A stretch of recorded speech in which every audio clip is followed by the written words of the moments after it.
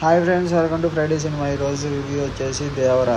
ఇంకా ఈ సినిమా ఎలాగుంది విషయానికి వస్తే మాత్రం ఎన్టీఆర్ ఒక రికార్డు అయితే సాధించేశాడు. ఆ రికార్డు ఏంటనేది క్లైమాక్స్లో అయితే చెప్తాను వీడియో ఎండింగ్లో. ఇంకా సినిమా ఎలాగుందని విషయానికి వస్తే మాత్రం కొరటాల శివ అయితే ఈ సినిమాతో కంబ్యాక్ అయితే గట్టిగా ఇచ్చేశారు. ఇంకా ఆయన సినిమాలు ఎప్పుడు మనకు తెలిసిందే, ఆయన ప్రీవియస్ సినిమాలన్నీ క్లాస్గా ఉంటాయి, డైలాగులు ఫైట్ సీన్స్ మాత్రం మాస్గా ఉంటాయి. ఈ సినిమా మాత్రం అలా కాదు. ఈ సినిమా మాత్రం ఓవరా మాస్, స్టోరీ కానీ ఫైట్ సీన్స్ కానీ మొత్తం A to Z మాస్.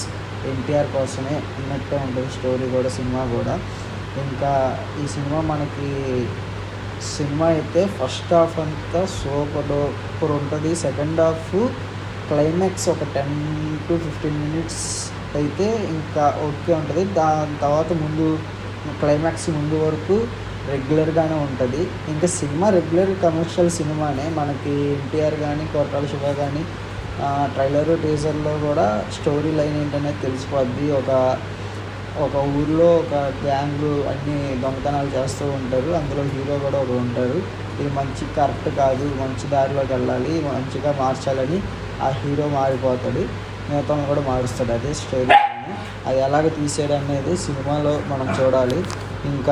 ఇంకా దీంట్లో ఎన్టీఆర్ యాక్టింగ్ అయితే నెక్స్ట్ లెవెల్లో ఉంటుంది. కొరటాల శివ డైరెక్టర్ కంటే ముందు స్టోరీ రైటర్.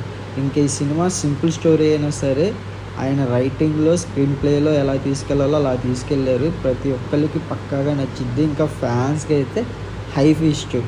దసరాలకి 27th నుండి స్టార్ట్ వాళ్ళకి ఫ్యాన్స్కి అయితే.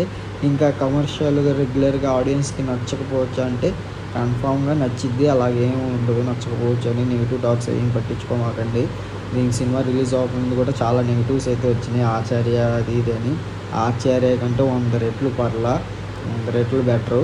ఇంకా ఈ సినిమా ఖచ్చితంగా అయితే థియేటర్లో చూడండి. మంచి సినిమానే, సూపర్ అయితే ఉంది.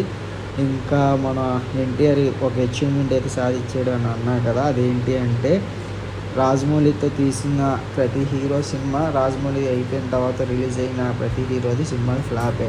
మన ప్రభాస్ది బాహుబలి, తర్వాత సాహో. ఇక్కడ ఫ్లాప్, అన్ని చోట్ల హిట్ అయింది. ఆ తర్వాత రామ్ చరణ్ది తెలిసిందేగా ఆచార్య, అట్టర్ ఫ్లాప్, డిజాస్టర్ మాట.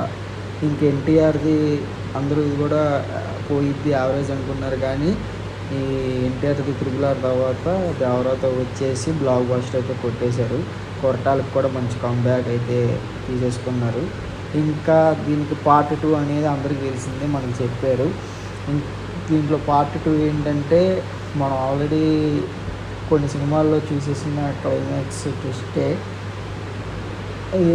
వరే వా ఏంటి అనే ఆశ్చర్యపోయేటట్టు అయితే క్లైమాక్స్ ట్విస్ట్ ఉండదు, కానీ దేనికి చేశాడు అనే థాట్తో అయితే వస్తాం బయటికి, ఎందుకు చేశాడు అని. కానీ క్లైమాక్స్ ట్విస్ట్ కూడా ఓకే, బాగానే పెట్టుకున్నారు.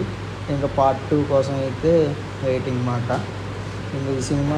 ఇంకా ఈ సినిమా హై లెగడానికి కారణం కానీ, ఇంత బ్లాక్ బస్టర్ హిట్ అవ్వడానికి కారణం కానీ మేజర్ రోలు అనిరుద్ధ్ లేకపోతే ఇంక ఈ సినిమా వేస్ట్.